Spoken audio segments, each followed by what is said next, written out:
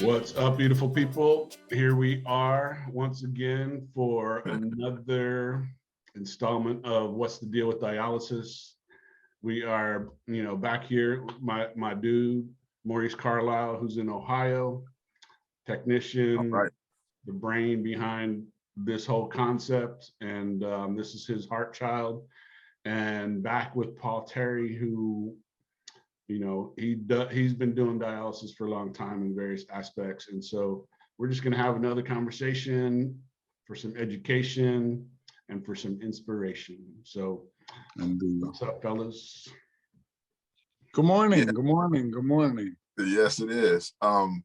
Me and Paul, full disclosure, me and Paul go back to college, man. UCSD in San Diego. Well, La Jolla. Let me get that right. And so we go all the way back there, and we ended up in the same industry. We've been discussing this for about the last 15, 20 years. Me and Paul go back to the beginning of this. So we've been just like feeding off each other. And so it was just a natural progression for him to come into What's the Deal with Dialysis and talk about what he does every day. And so just to start off, what our intentions are to educate folks who are either on dialysis, who have loved ones on dialysis, and myself being a filmmaker and in the entertainment industry in Hollywood, like I didn't know anything about dialysis when we started the conversation with Maurice ways back. I've now learned much. I know I have a lot more to learn, but my sister's has been on dialysis for several years, and actually, good news, she just got qualified to be on the transplant list and may actually already have a donor. So that's a celebration. Great.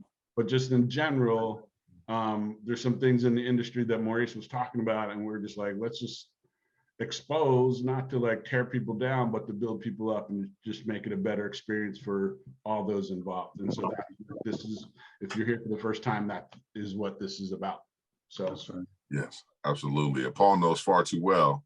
Paul was actually I'll let Paul tell you, but he was a technician and then went into the biomed field. So he has an interesting pathway to this industry. Thank you. This is true.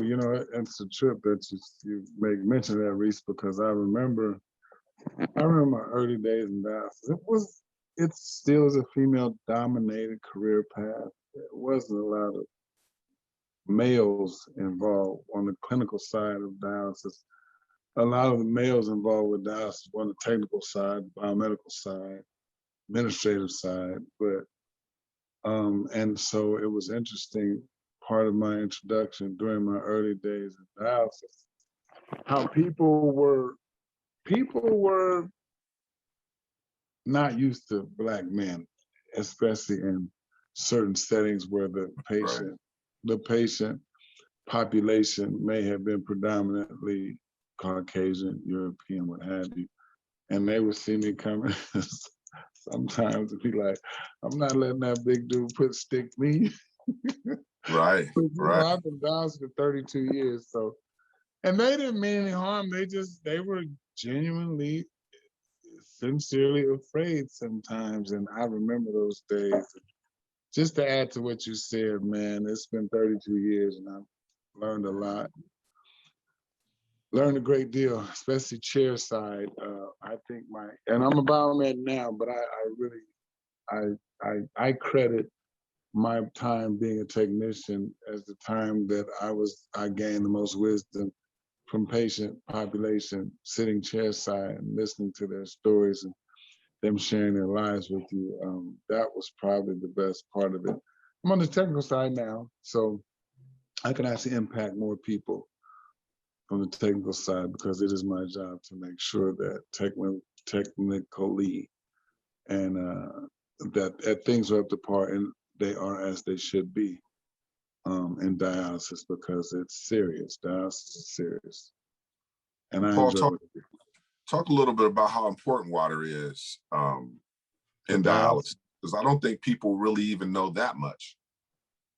Well, like most of us, the first time we walked into a dialysis clinic facility, that was the first time we'd ever seen or heard anything about it.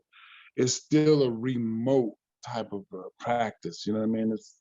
If you don't know about dialysis or know anyone on dialysis, generally speaking, you are oblivious to dialysis. Water, just like in your body, water is everything. And in dialysis, it's all about the chemistry, which is a very integral part of the biomedical technician, biomedical engineers. That's job description. Because if your water's not right, I'm gonna give you an example. You remember GranuFlow? You remember seeing the commercial that said, listen, if you have a friend or family member on dialysis and they were using GranuFlow, you have the potential for a lawsuit. Call this number. Do you remember those? Do you remember those, Ira? Do you remember those? I don't remember that. You do or you do not? I do not. Okay, well, what happened was, to give you an example of the chemistry part of dialysis, the importance of it. What happened is one of the manufacturers formulated one of the solutions that we combined for the chemistry of dialysis. They formulated it over the long term to save money. So it was to provide more buffer for the exchange that occurs during a patient's treatment. But if the biomed wasn't versed or didn't have a fundamental understanding of biology or chemistry, and he was not proportioning these dialysis machines correctly, that would lead to a person receiving too much of this buffer and it actually becoming dangerous to them, specifically their heart. And so there were some issues with patient safety, and they wanted to blame it on the solution that was formulated, when in reality the problem resided with the biomeds who were not educated in that regard. And because you're biomed, it's your job to educate your physicians, your staff, on what's going on with changes in dialysis, because it's all chemistry. That's how important water is in dialysis. It is everything. And let's be clear, people died. That's what he's talking about. That's why they were saying you might have a lawsuit. Let's be because clear. many people died because of that error. You know, and so those are family members and, you know, kids. And see, they wanted to go after the manufacturer who formulated this particular solution, but they're still making that product, which basically is a testament to the fact that it wasn't the manufacturer's problem. It was lack of understanding on the part of the biomed. And it was interesting because people, when we were using, one of my clinics still uses it, one of my others does not. I have a couple of clinics that use citrate, as you're familiar with that, Reese. It's more biocompatible. It's more biocompatible, you know what I mean? And you have less remarkable adverse effects when you're using something that's more biocompatible, meaning it's more compatible with the blood, with the patient's blood makeup or your blood chemistry, the pH in your body, and so on and so forth. The dialysis water, dialysis chemistry is everything.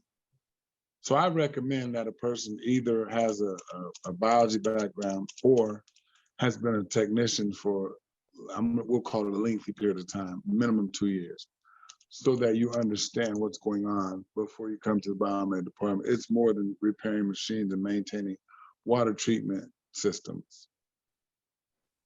It's deep. That's all. I mean, what I hear you guys talking, you know, you guys are talking about kind of the technical side mixed with, but you also talked about the human side, and that is kind of the in-between from a technician, to me, from a technician's perspective, and it is merging the go-between between, you know, the business, industrial, technical side, and just human beings whose lives have been changed. You know what I mean? Like, that is, you know, that's kind of what this whole thing is about, is kind of trying to find the ways to, you know, have the technical industrial side be a little more compassionate about the human side, right? And have you know, you guys understand the people. Like you said, you sat down next to the people, and that influences how you take care of your machines, because you know it's about saving a person's life, not just Exactly. not just checking off the box that you did your job for your employer. You know what I Right. mean? I think that's an important aspect, you know, and how do you bring that understanding into the biomed side, into the technician side of things? You asking hard questions. Didn't know why you. Here, dude. That's why we're here, bro. Come on. You know what? And basically, you guys, and again, myself, Maurice, and Ira, we've dabbled in conversation. We have put it together, them primarily.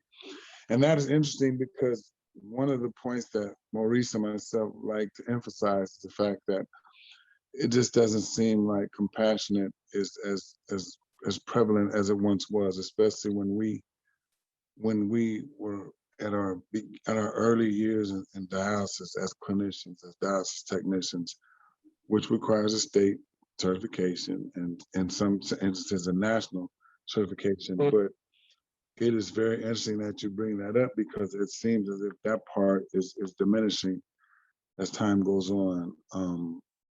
And I don't want to blame it on a generation.